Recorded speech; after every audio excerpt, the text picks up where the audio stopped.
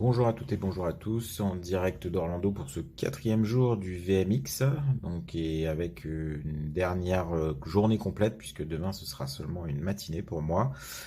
Aujourd'hui je vais vous parler de plein de choses, de génétique à nouveau, d'un médicament contre la douleur en transdermal, de mannequins pour faire des simulations en formation, et puis également d'autres trucs et astuces très intéressants. Et je vous invite surtout à rester jusqu'à la fin de la vidéo.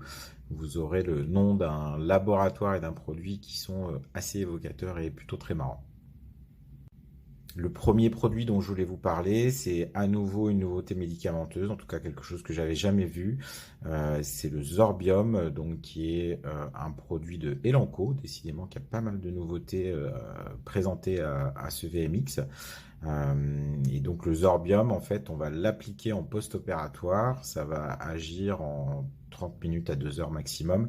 Et surtout, ça va maintenir un effet antidouleur, c'est de la buprenorphine, pendant 4 jours chez le chat. Donc vraiment un produit très intéressant. Et aux États-Unis, qui est également intéressant parce qu'ils ont des problématiques de gestion des opioïdes et de leur utilisation éventuelle par autre chose que les animaux.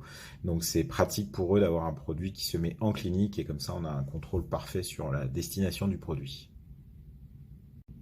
La deuxième chose dont je voulais vous parler, ou plutôt vous reparler, parce que j'avais signalé ça comme une nouveauté le premier jour, ce sont les Genetic Health Analyses proposés par Royal Canin, donc des tests génétiques qui en fait sont mis en place par Wisdom Panel, qui est une société spécialisée en génétique. J'ai pu assister à une présentation d'environ 1 heure sur ces produits. Alors, en tout cas, il y a une partie de la présentation qui était dédiée à ça par Angela Yu, qui est généticienne et responsable de communication scientifique pour Royal Canin.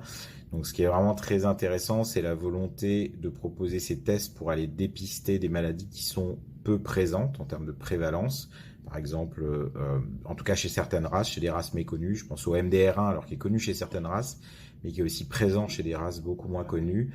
Je pense également à la maladie de von Willebrand, qui peut entraîner des problèmes de saignement, par exemple, lors des chirurgies. Alors, on a tous le Doberman en tête, mais il y a également des faibles pourcentages d'autres races qui ont ça. Et donc là, avec ces tests génétiques qui vont être reçus par les propriétaires et les vétérinaires, il y aura possibilité de faire une médecine encore plus personnalisée. Donc c'était vraiment très intéressant et avec des discussions également avec l'équipe Royal Canin et l'équipe Wisdom Panel sur comment les vétérinaires vont utiliser ces tests en clinique, comment ils vont s'en emparer ou pas d'ailleurs pour pouvoir faire une médecine plus personnalisée. Une autre initiative, cette fois-ci complètement différente, plutôt dans le domaine de la pédagogie, avec ce stand où il y avait des mannequins en fait de simulation qui étaient vraiment plutôt bien faits, très détaillés, où on pouvait déplacer les organes, faire des prises de sang, faire des ponctions, voilà, on pouvait vraiment gérer beaucoup de situations possibles de manière assez réaliste en termes de texture et de possibilités d'action. Donc j'ai trouvé ça vraiment très sympa, très intéressant, et puis je me suis dit surtout que j'aurais bien aimé avoir ça quand on était à l'école et je pense que j'aurais mieux appris l'anatomie parce que là on pouvait tout repérer assez facilement en 3D. Wag Tail, c'est également une entité ou plutôt une initiative dont je voulais parler parce que ça démontre qu'on peut faire de la médecine foraine de manière complètement performante. Je sais qu'actuellement, malheureusement, notre code de déontologie ne nous permet pas de faire ce type de médecine dans ce genre d'établissement mouvant, on va dire. Là, pour le coup, c'était vraiment extrêmement bien équipé. On peut faire de la gazeuse, on peut oxygéner les animaux, on peut faire des analyses. Vraiment, on peut faire de la médecine vétérinaire tout à fait correcte. Et j'ai discuté avec un des vétérinaires fondateurs qui utilise ça, hein, donc c'est sa clinique, et qui m'expliquait que voilà, il rayonne sur une surface d'environ 40 km². Il a ses clients réguliers qui sont contents en fait que lui puisse venir à leur porte. Ça évite le déplacement de l'animal et du stress pour l'animal et il fonctionne comme ça et il en est très satisfait. Alors c'est probablement pas un modèle où il y en aura 15 000, mais il y a des endroits probablement en France, dans des déserts médico-vétérinaires où ça pourrait peut-être être intéressant. Cette initiative-là, c'est pas vraiment un produit ou un service, c'est plutôt ce qui était proposé sur un stand qui vendait par ailleurs, je pense, des consommables. Enfin, vraiment, ça n'a pas vraiment d'importance. Et en fait, ce qui m'a arrêté, c'est ce gigantesque panneau, 25 000 $.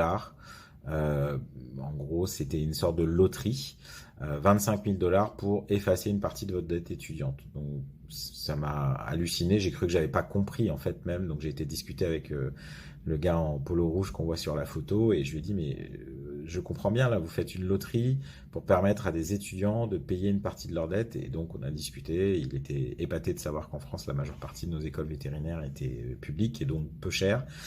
Et donc oui, confirmation, c'était bien un tirage au sort. Je vous le dis tout de suite, j'ai pas participé, qui permettait à 2 personnes de gagner 12 500 $ pour rembourser une partie de leur dette étudiante des études vétérinaires. Une dernière petite initiative à vous présenter parce que c'est assez simple, mais je trouve ça très pertinent. Voilà, c'est la société Muffins Halo qui propose ce collier. Alors, collier cône, je sais pas quel nom ça a en fait, mais on voit bien par contre à quoi ça sert hein, pour des animaux qui auraient des difficultés de vision, qui seraient aveugles. Ça va leur permettre de retrouver de l'assurance dans leurs déplacements parce que bah ils vont plus avoir peur au bout d'un moment. Hein. Je discutais un peu. Ils disent qu'il y a une phase d'habituation et après le chien comprend très bien en fait qu'il a un élément de protection qui lui permet d'aller renifler et de retrouver une vie un peu plus dynamique, en particulier pour les animaux qui sont totalement aveugles. Donc j'ai trouvé ça simple mais vraiment pertinent. Donc des fois voilà la tech c'est aussi de la low tech et là c'était le cas et je voulais le mettre en valeur. Allez, je vous dis au revoir une avant-dernière fois. J'essaierai peut-être depuis l'aéroport de faire une courte vidéo demain, ou alors peut-être que ce sera de retour en France. J'espère que ces différents épisodes vous ont plu, que ça vous a permis de découvrir un peu ce Disneyland vétérinaire ici. Et puis je vous laisse avec une dernière photo. Vous avez vu le nom du laboratoire et le nom du produit donc en bas à droite. C'est pour montrer voilà, qu'il faut toujours avoir une équipe diverse au niveau de la création d'un produit pour qu'il y ait au moins quelqu'un qui dise on va quand même vérifier dans toutes les langues ce que ça veut dire, histoire de ne pas avoir de déconvenus si vous voulez faire un lancement à l'international. Bon, sinon ils changeront de nom, c'est pas très grave. Voilà, je vous souhaite une bonne journée et j'espère que ça vous a plu et à bientôt.